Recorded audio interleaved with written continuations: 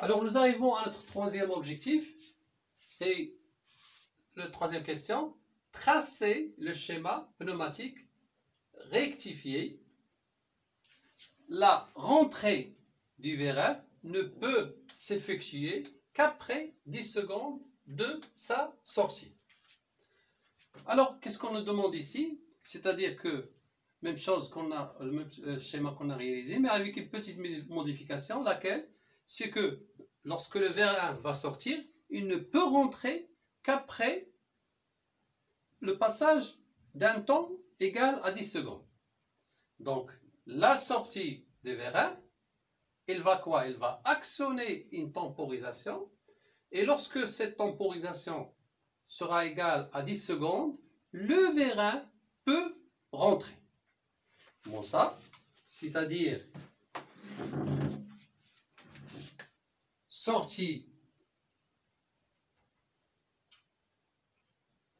vérin, commande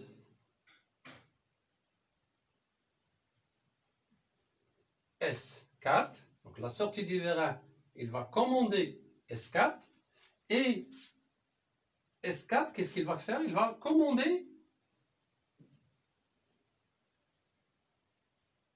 temporisateur.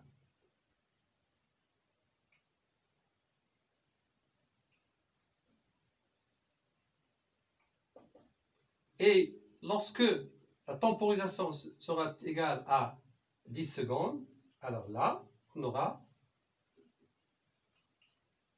la rentrée, ou bien rentrée vérin.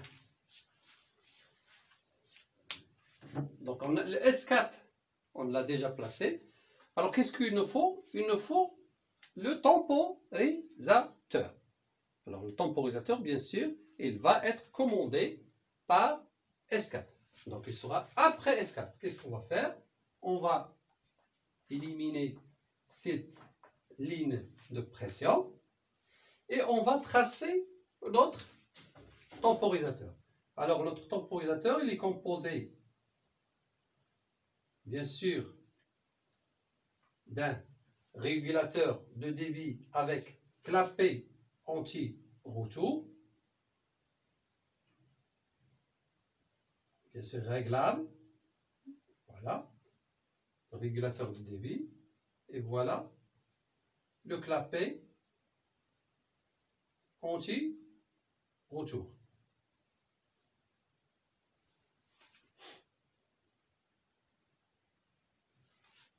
Et ce régulateur de débit avec clapet anti-retour réglable, il va commander la pression ou bien l'air contenu dans une chambre pneumatique.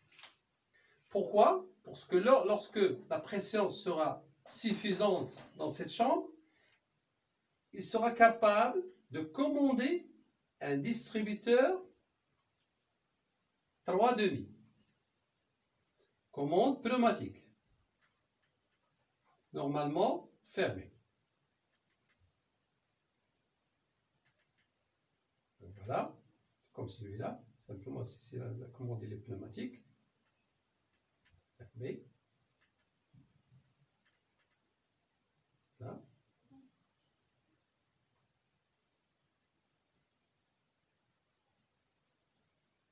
Pression.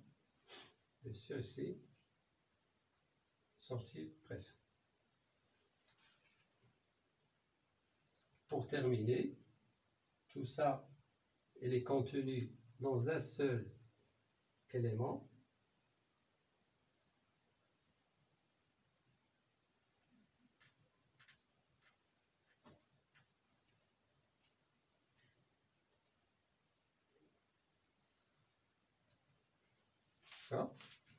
C'est de ce côté-là que vient la commande 1.2 Z. D'accord? Si l'entrée de pression c'est 1, échappement 3 et la sortie pression. Alors lorsque j'ai placé mon temporisateur pneumatique, Alors maintenant, comment est-ce que je vais le commander? Par quoi il est commandé? Il est commandé du côté 1.2. Comme ce distributeur-là. Si je veux le commander de ce côté de 1.2 ou bien de ce côté-là de 1.4.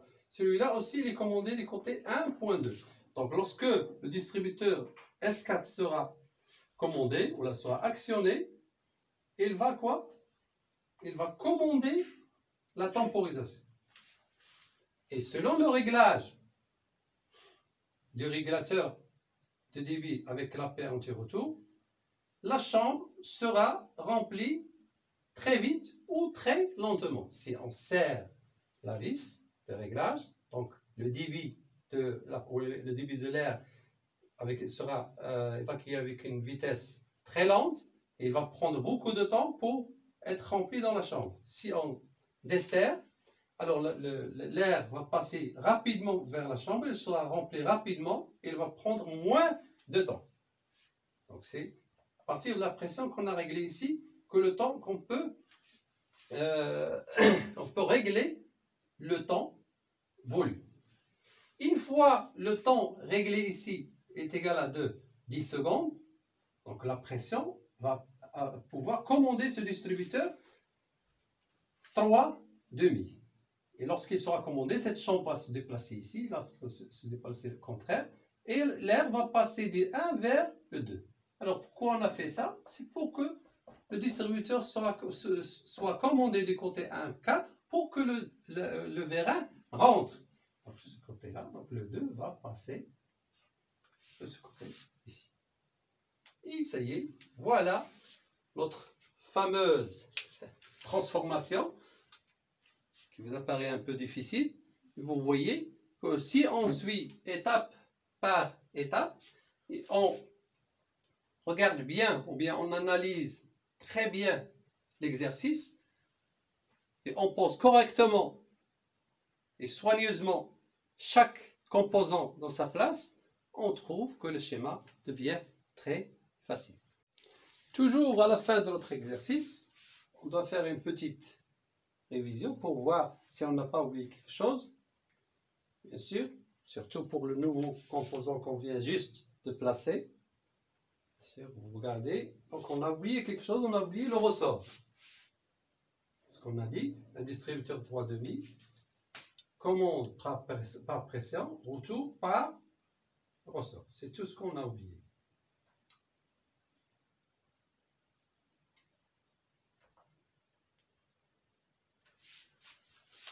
Maintenant, vous voyez bien, même si vous avez fini votre exercice, il faut à la fin faire quelques petites révisions pour corriger si, par exemple, vous avez oublié quelque chose qui ne va pas ou bien quelque chose qui est très important pour l'exercice. Alors, merci de votre attention. J'espère que vous avez bien compris. Et si vous avez des questions, bien sûr, vous pouvez me les poser. Et à la prochaine exercice, Inch'Allah.